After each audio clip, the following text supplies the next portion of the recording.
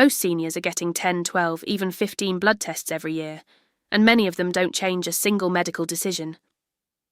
After 60, more testing can quietly turn into more worry, more repeat labs, and more false alarms, not better health. If you want to stay healthy and independent as you age, hit that subscribe button right now. We share simple, science-backed health tips like this all the time, and you don't want to miss the next one. I've watched the same pattern for years. A well-meaning yearly checkup turns into a routine lab panel. Then one tiny number is slightly off. Then you get retested. Then you get referred. And suddenly you feel like something is wrong, even when you felt fine. Let me be clear. I'm not anti-testing. I'm pro-smart testing. Today, I'll show you the only 3 blood tests most seniors should consider getting every year, and why doctors often order many more that don't help. And by the end, you'll know exactly what to ask for at your next visit. Now, before we continue, tell me your age and where you're watching from in the comments. This helps us understand who we're helping. Here's what most people get wrong. They think yearly blood work is like a full-body scan for your health, like taking your car to a mechanic, and the mechanic can check every part at once. But your body isn't a car. Many blood tests are screening tests, which means they look for possible problems in people without symptoms.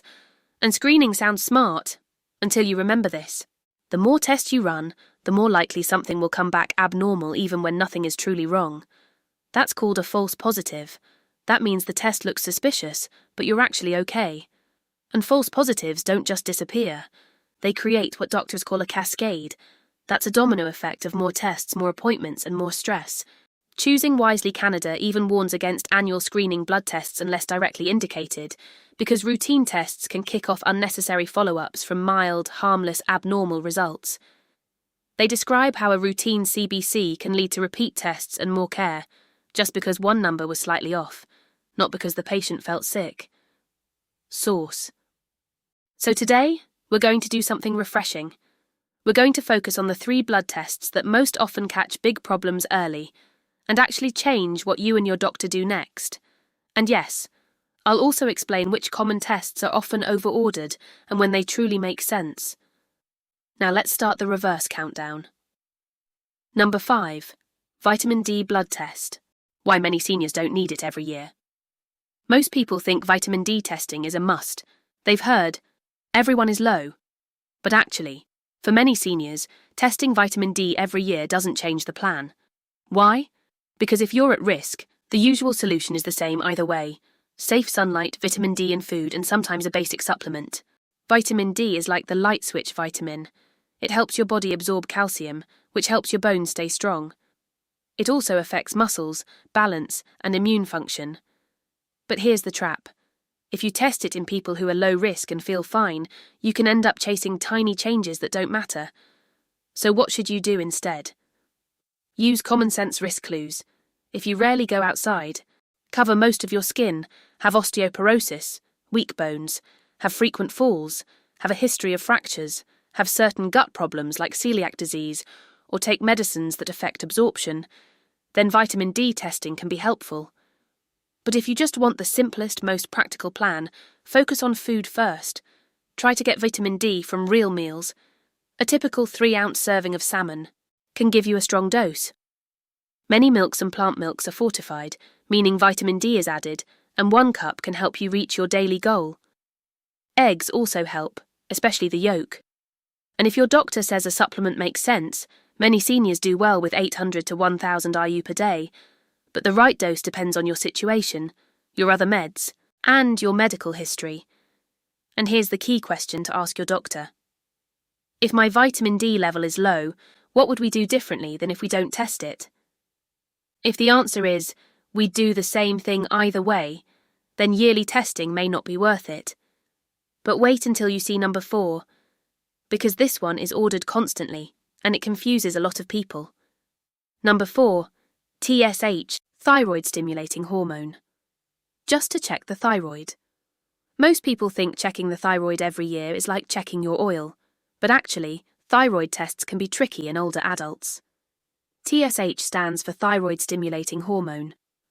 It's a signal from your brain to your thyroid gland. Your thyroid is the metabolism thermostat. It helps control energy, Heart rate, temperature, and weight. If the thermostat is too low, you may feel tired, cold, and constipated. If it's too high, you may feel shaky, anxious, sweaty, and have a racing heart. So why not just test it every year? Because mild shifts in TSH can happen with age, illness, and medications. And a slightly off number can lead to repeat tests and even treatment you don't need. And treatment isn't harmless. Thyroid medicine that pushes you too far can raise your risk of heart rhythm problems and bone loss. So when does TSH make sense? It makes sense when you have symptoms that match thyroid problems. It makes sense if you have a history of thyroid disease. It makes sense if you have new atrial fibrillation, which is an irregular heartbeat. It makes sense if you have unexplained weight change, new tremors, or persistent fatigue that has no clear cause. But for many seniors who feel stable and have no history, a yearly thyroid test may be more noise than signal. A better approach is targeted testing. Ask your doctor, do I have a symptom reason to check my thyroid, or is this just routine? Because routine can become a rabbit hole. Now we're moving into the big three. The tests that most often matter, every single year for seniors. Number 3, HbA1c, the 3-month blood sugar test. Most people think blood sugar is only a concern if you feel diabetic. But actually, high blood sugar can quietly damage your body for years before you feel it. HbA1c, also called A1c, is a blood test that estimates your average blood sugar over about 3 months. Think of it like a 3-month report card for sugar. Why does this matter for seniors? Because high blood sugar doesn't just affect your weight. It affects your eyes, kidneys, nerves, circulation, and brain. And here's something fascinating. A 2024 study that included affiliations with Harvard Medical School found that older adults with diabetes who had lower stability in A1c over time had a higher risk of Alzheimer's disease and related dementias. In that study, veterans with very low time in range had higher dementia risk compared to those with high time in range. Source now. I'm not saying A1c causes dementia. I'm saying blood sugar stability looks connected to brain health in real-world data. And that's another reason you want to know your number. So who should get A1c? If you already have diabetes or prediabetes, this is a strong yearly test. If you have high blood pressure, belly weight gain, fatty liver, high triglycerides, or a family history, it may also make sense. How do you act on it? First, don't panic about one reading. One number is like one photo. Your health is a whole movie. If your A1c is creeping up, focus on the simplest levers that work fast. Start with your breakfast. If breakfast is mostly sugar and starch, your whole day becomes a blood sugar roller coaster. Try this instead. Build breakfast around protein and fibre. Aim for 25 to 30 grams of protein at breakfast if you can. That could look like 2 eggs plus Greek yogurt, or cottage cheese plus berries or tofu scramble. Then add fibre. Try 1 cup of berries, or 1 tablespoon of chia seeds, or 1 to 2 cup of beans added to lunch later, and walk. Even a 10-minute walk after meals helps your muscles soak up sugar like a sponge. Quick question. Have you noticed that you get sleepy after meals, especially lunch? Comment yes or no below. That one symptom can be a clue your sugar swings. And wait until you see number 2, because it's the test that predicts the most common sudden health event in seniors. Number 2, lipid panel, your cholesterol and triglycerides. Most people think cholesterol is just one number, but actually a lipid panel is a set of numbers. It usually includes LDL, HDL, and triglycerides. LDL is often called bad cholesterol. Think of LDL like delivery trucks carrying fat through your bloodstream. Too many trucks can lead to traffic jams inside arteries. HDL is often called good cholesterol. Think of HDL like cleanup crews that help carry extra cholesterol away. Triglycerides are blood fats that often rise with sugary diets, insulin resistance, and too much alcohol. Why does this test matter every year for seniors? Because heart disease and stroke risk changes with age, meds, weight, activity, and inflammation. And because the goal isn't perfect numbers, the goal is smart decisions. A lipid panel can help your doctor decide if lifestyle is enough, or if a medication is worth it, based on your personal risk. And here's a key point most people miss. Your cholesterol. Numbers don't exist alone. They combine with blood pressure, smoking history, diabetes, kidney health, family history, and age. So how do you use this test in a practical way? You ask 3 questions. First, is my LDL high for my risk level?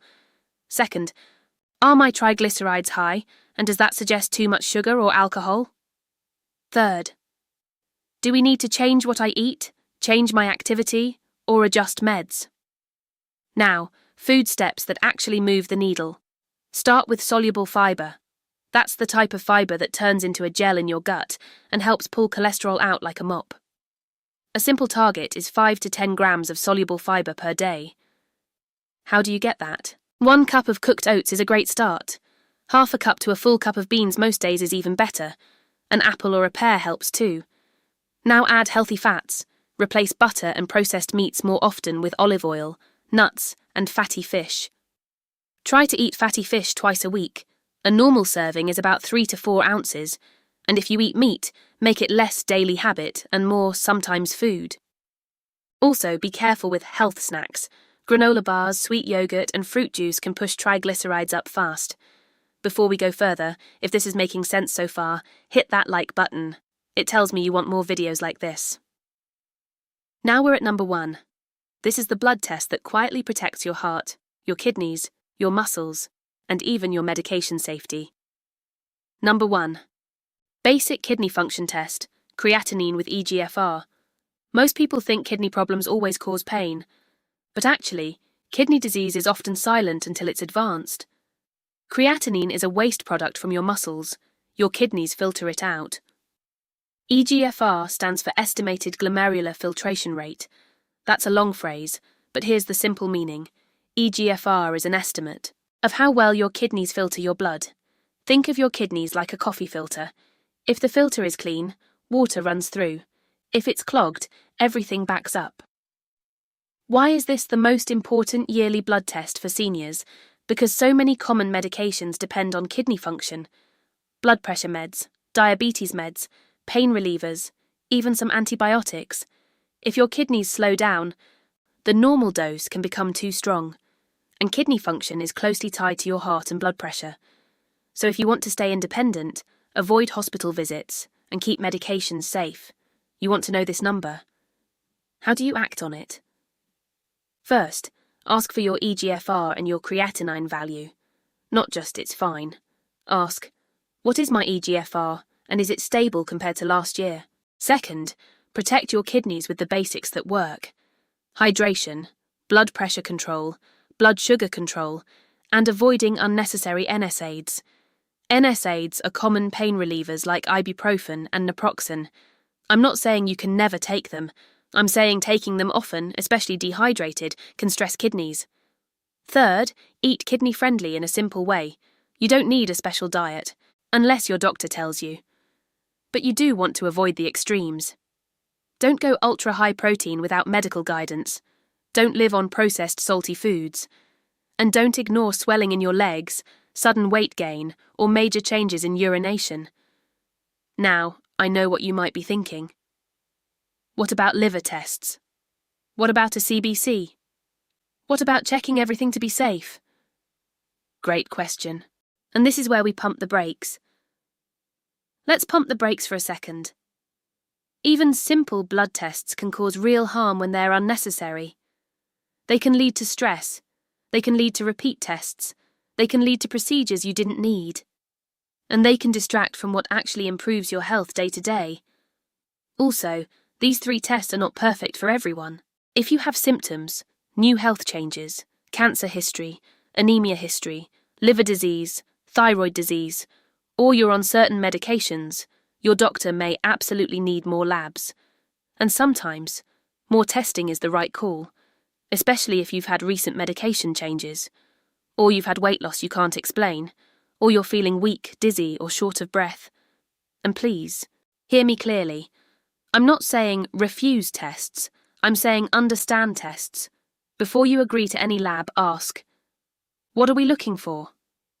If it's abnormal, what will we do next? If it's normal, does that change anything?